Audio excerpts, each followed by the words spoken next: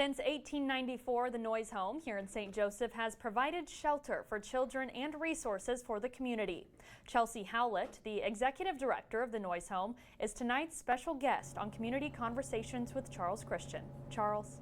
Thank you, Morgan, and thank you, Chelsea, for being here today.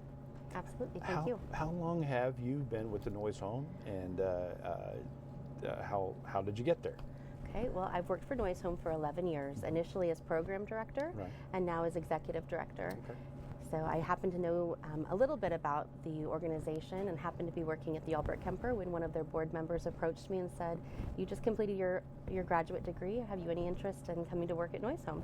That's great. Now, over the years, especially recently, how has, under your leadership, how has the vision of the Noyes Home changed or expanded, and what are your main functions now?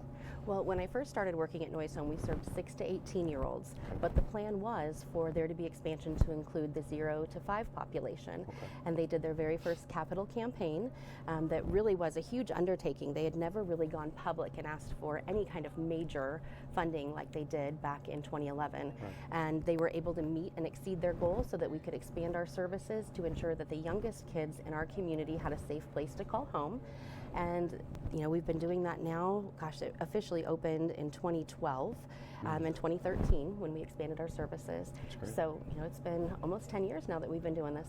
Wow. Now, so right now, the majority of kids that you serve, you said from 0 to 18, what are the main reasons that people or that children come to the Noyes Home?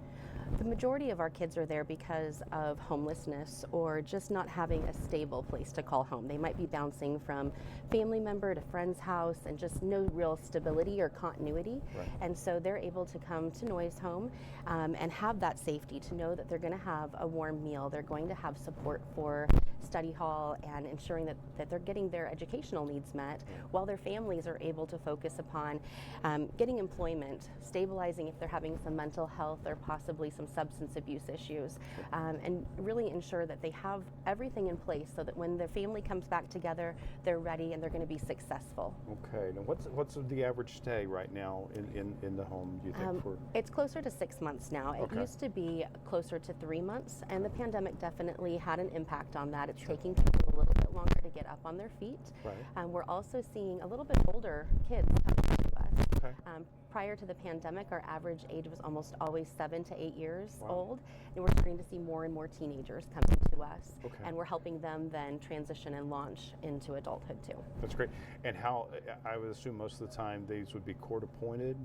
Actually, no. The Okay. majority of the kids that come to Noyes Home, they're placed by their families. It's a Okay. voluntary placement. We do serve kids who are in foster care, Right. but the majority of the kids that come to us, I call them placements of love. The Sure. families, I can't imagine being in their position where Sure. they have to make that difficult choice, Right. but they recognize that this is a safe place and that their needs are going to be met and they're going to have a support system to help get them really rebuilt to where they want to be. Wow. Well, what are the biggest needs right now that you're dealing with here at the Noyes Home? Sure. So we're heading into cold and flu season. Right. So we're always in need of cough drops and over-the-counter medications so that as we start to have those sniffles and those Sure. coughs, we have the medication to be able to provide for them. Okay. We have a need for thermometers at all times, Right. lice kits, because our kids oftentimes do come in having lice, Sure. and we need to be able to get that under control. Okay. But it's personal care items. Right. Being able to ensure that they have shampoo, conditioner, face wash for our Sure. teenagers. Right. Just the basics that you would have in a regular home, but Okay. just on a much larger scale. And at one time, about how many kids are there? Currently, we are serving about 20 children. Great. And how, and you need volunteers as well, pretty Always, often. Yes. Okay. yes. How does that process work? Tell us a little bit. Well, during the pandemic, we weren't able to welcome the volunteers in, but as of June of this year, we are so excited to have volunteers back. So That's great. if people are interested in giving of their time, they can either come in as a group for a one-time volunteer activity, Okay. or they can apply to become an ongoing volunteer. Great. We do have to do background checks Sure. to ensure safety, That's right. but we love to have volunteers who are willing to come in and help, especially during like dinner time and study hall, Okay. when our kids really need one-on-one attention. Right. I know you can only imagine if you were couch surfing, that spelling words and math facts would not be your priority. Sure. And so having up to 20 kids or 30 kids at any given time, we need Right. as many one-on-one individuals to be just that caring, supportive adult to help encourage them and recognize that they can overcome whatever obstacle they're facing.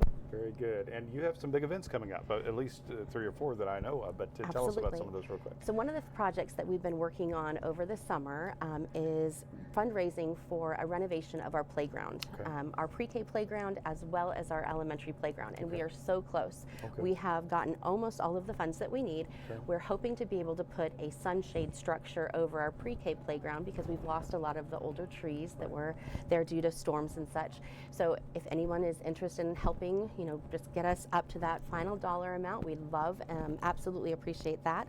We have Turkey Trot coming up. That actually is in conjunction with Southside Sertoma and the YMCA on Thanksgiving morning. Okay. So the tagline is "Come wobble before you gobble." So absolutely, if you have something to do, nothing to do, I should say, that morning, do that, and then go enjoy your family Thanksgiving. That's great. And then our holiday open house. Yeah, that's a big That deal. is the first Thursday in December. So December 1st from 5 to 7, we welcome the community in to come see the house, spend some time with our kids. There's always caroling and various Christmas activities. Our house looks beautiful. Our Luba board always decorates it up, and it's just a really great time. You can come and have a tour of the home and get to know a little bit more about the mission. Very nice, and they can do all that online. They can find Absolutely. you online, and give that office a call if you can help in any way. And Chelsea Howlett, it has been a pleasure to talk with you about the Noyes Home, and thanks for tuning in for Community Conversations. We'll have more news after this.